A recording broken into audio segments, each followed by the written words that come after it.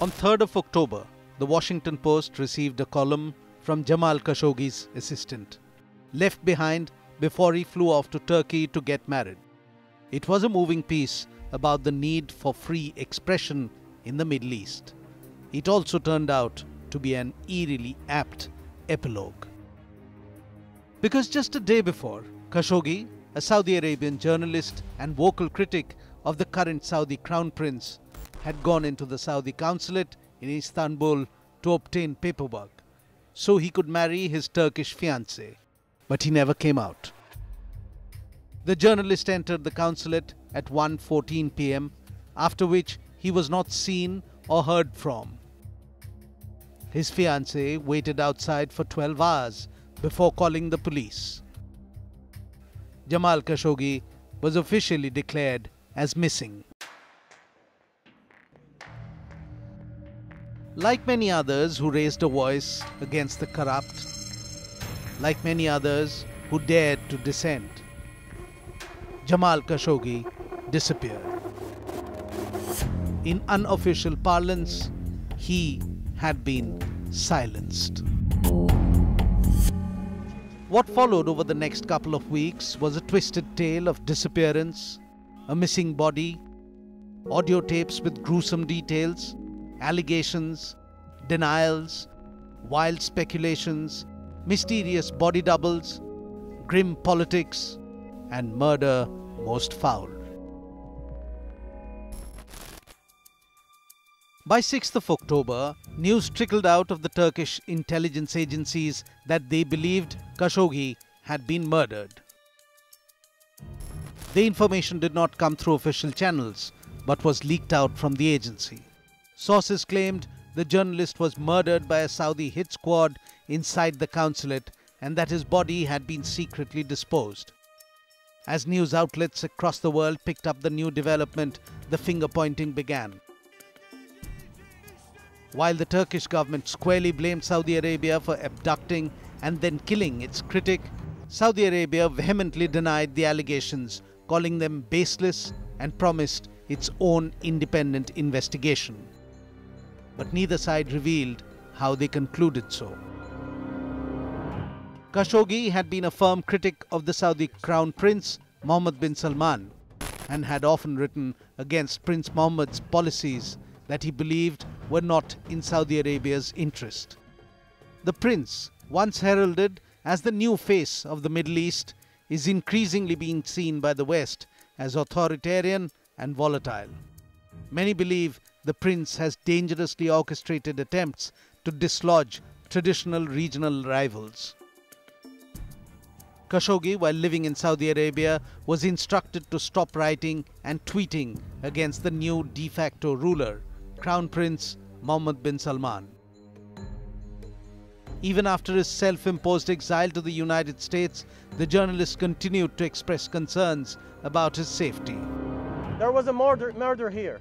Our dear friend, journalist, thinker and member of Turkish Arab Media Association, Jamal Khashoggi, is slaughtered by bloody murderers here in the most brutal way that human history has ever seen. By the second week of Khashoggi's disappearance, gruesome details emerged from a yet-to-be-made public audio recording from within the Saudi consulate in Istanbul. Details from the recording reveal that Saudi agents were waiting when Jamal Khashoggi walked into the building and that he was dead within minutes.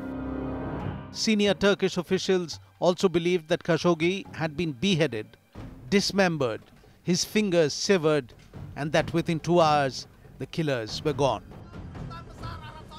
Allegations continued that riled up Saudi and its crown prince, straining the relationship between the two regional powers and prompting Saudi ally USA to send in Secretary of State Mark Pompeo. Khashoggi, after all, was a US citizen. More accusations and counter-allegations followed, till the president of Turkey and a known friend of the missing journalist came out to say it was a savage murder and that it was premeditated. Every opportunity, of course, we've made it clear that we will not remain silent in the face of this murder and that we will take every step required by our conscience and by the law. As more damning evidence piled up, the radar of suspicion closed in on the inner circle of the Saudi crown prince. Turkish officials used CCTV visuals to establish that a Saudi intelligence agent close to the crown prince had earlier entered the consulate, and after the murder, the agent walked out wearing Khashoggi's clothes, but not his shoes. And those shoes gave away a sordid tale of murder and lies, where another journalist was silenced because he dared criticize. The death of Khashoggi brought the number to 45 of journalists killed in 2018 alone.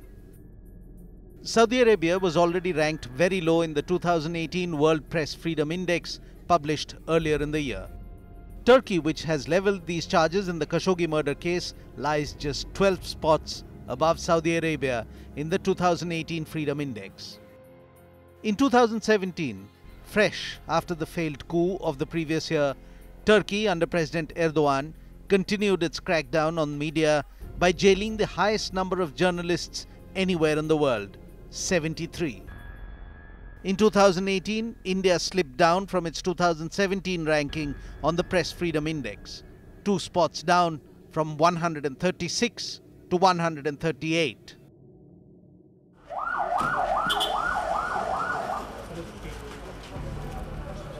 In June 2018, a shooting in Srinagar brought the nation's news community to a shocked realization. Being outspoken about Kashmir can get you killed. Known for his moderate views, senior journalist and editor of the daily Rising Kashmir, Shujaat Bukhari, was shot several times by unidentified gunmen right outside his office. Bukhari did not survive the assault and succumbed to his injuries. The attack took place in the heart of Srinagar's press colony, a high-security zone that houses many news organizations. A CCTV grab shows the 3 attackers on a motorcycle, but their identities were never established. Months later, the state police still claims to be investigating the assassination, and no one has been arrested yet. The police instead claims that the mastermind of the attack is in Pakistan and therefore out of their jurisdiction. Although the precise motive for Bukhari's murder is yet to be established, his support for a government-sponsored Ramzan ceasefire in security operations against militants in Kashmir is believed to be one of the prime motives. Bukhari, who had survived 3 assassination attempts in the past, was well known as a critic of both government overtures as well as militancy in the valley. This was another scribe silenced for his words.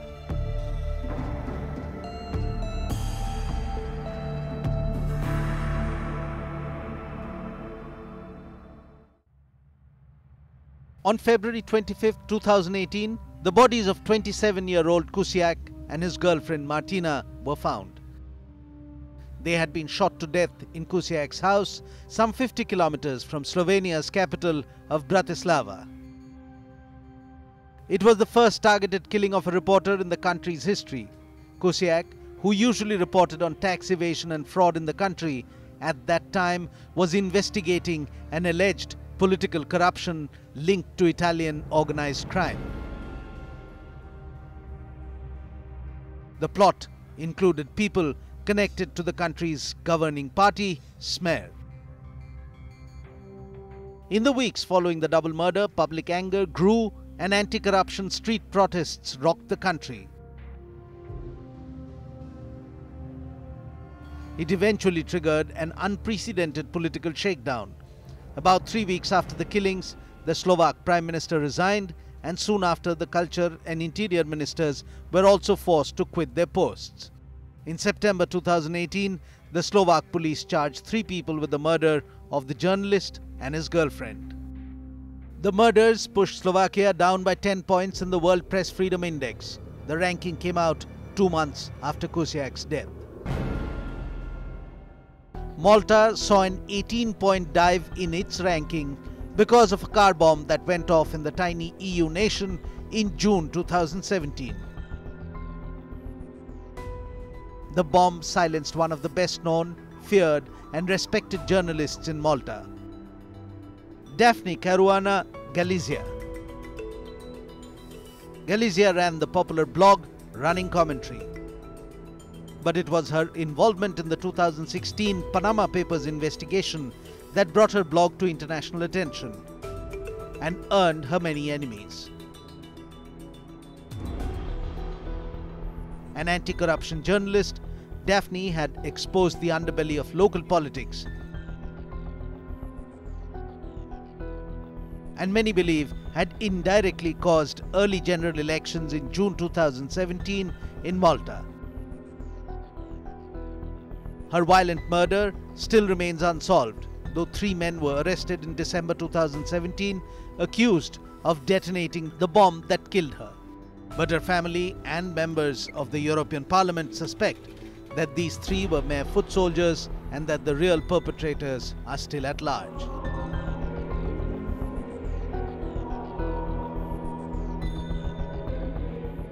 In Russia, the pressure on independent media has grown steadily since Vladimir Putin's return to the Kremlin in 2012. In a majority of the cases, no conviction or sentencing has ever taken place. In 2006, of the Novaya Gazeta journalist, Anna Politkovskaya remains an unsolved one. Back then, she was the 13th journalist to be murdered in Russia since Vladimir Putin first came to power in 2000. She was shot multiple times at point-blank range. Politkovskaya was known for her critical reporting on the Chechen War, in which she exposed human rights abuses by Russia. Anna Politkovskaya's assassination took place on Vladimir Putin's birthday.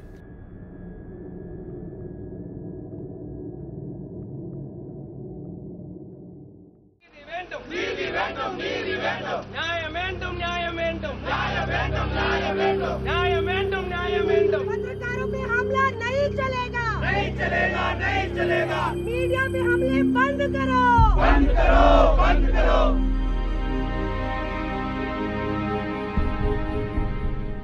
In 2015, India was ranked the deadliest country in Asia for journalists by Reporters Without Borders, an NGO which works as a watchdog for freedom of press. According to another organization, the CPJ, or Committee to Protect Journalists, not a single journalist's murder in the country has been solved in the past 1 decade. CPJ ranks India 12th in its Global Impunity Index, highlighting countries where the murders of journalists are least likely to be punished. According to the CPJ, 13 journalists have been killed in India in the past decade alone. 3 Indian journalists have died in 2018 when they were struck by vehicles in separate incidents in Madhya Pradesh and Bihar. The deaths of Naveen Nischal and Vijay Singh in Bihar and Sandeep Sharma in Madhya Pradesh show how dangerous the journalistic profession can be in India. 36-year-old Sandeep Sharma was mowed down by a truck on the Monday morning of March 26, 2018. CCTV footage showed how a truck ran him over in Bhind, around 500 kilometers from Bhopal. Sandeep at that time had been reporting on the powerful sand mafia in the region and had told the police that he was receiving threats. His murder remains unsolved. On September 5, 2017, Gauri Lankesh was shot dead in cold blood at her own doorsteps in the city of Bangalore. The assailants, who were on a motorbike and kept their helmets on, fired 7 shots. 4 missed Gauri. 2 hit her in the chest, 1 on the forehead. Gauri Lankesh, the editor of Kannada weekly Lankesh Patrike and a known critic of right-wing extremism, died at the gates of her house. If there was a journalist in India who could hold truth to power, who could speak truth to power, who could act as an antagonist and an adversary to those who are in positions of power and authority, it was Gauri Lankesh. Gauri Lankesh was the daughter of journalist, poet turned filmmaker and founding editor of Lankesh Patrike. Gauri was vocal against the caste system, and influenced by her father, she became one of the boldest critics of Hindutva and right-wing politics. In November 2016, she was convicted in 2 cases of criminal defamation filed against a story her magazine ran in 2008. The first arrest in the Gauri Lankesh murder case was made in March 2018 by the Special Investigating Team probing the murder. On October 12, 2018, the 16th arrest was made, but as on date, the first prosecution is yet to take place. It's important to recognize that a number of the people who have been shot dead in similar manner in the last few years have been people whose main writings or journalism has been in the regional and the vernacular. And I just wonder whether those figures are more vulnerable because they are perhaps more in connect with, the popular mood on the ground. A fortnight after Gauri Lankesh, another journalist was killed. This time, it was in Mandwai, a town in Tripura. On September 20, 2017, television reporter Shantanu Bhaumik was covering a road blockade agitation when he was attacked. The 29-year-old reporter with the local channel Din Raat was beaten to death reporting on the IPFT, a local political party representing tribal communities in Tripura, and their agitation. It was believed that Bhaumik's reporting on political developments in the region put his life in danger.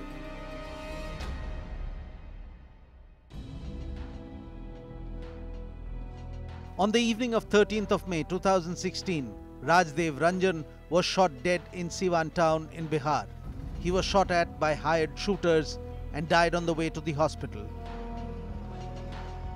45-year-old Rajdev Ranjan, the bureau chief of a Hindi daily, was known for his fearless political reportage. Ranjan had penned extensive reports on court proceedings against the convicted gangster turned RJD politician Mohammad Shahabuddin. धमकियां जरूर आती थी लेकिन किससे आती थी पता नहीं जो भी थे ये कुछ राजनीतिक लोग ही थे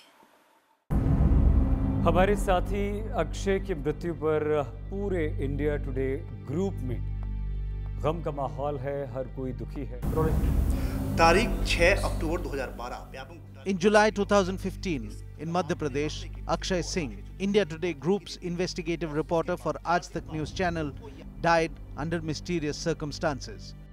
Akshay was a special correspondent and part of a special team investigating the high-profile Vyapam scam.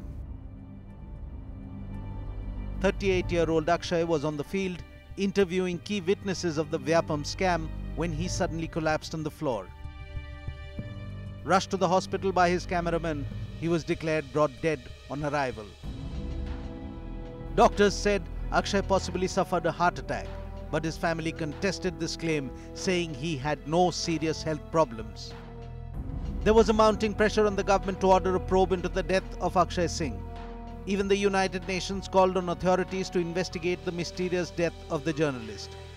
Akshay's death and its alleged links to the Vyapam scam case still remains shrouded in mystery. So high a price to pay for truth, so many lives lost, so many voices silenced.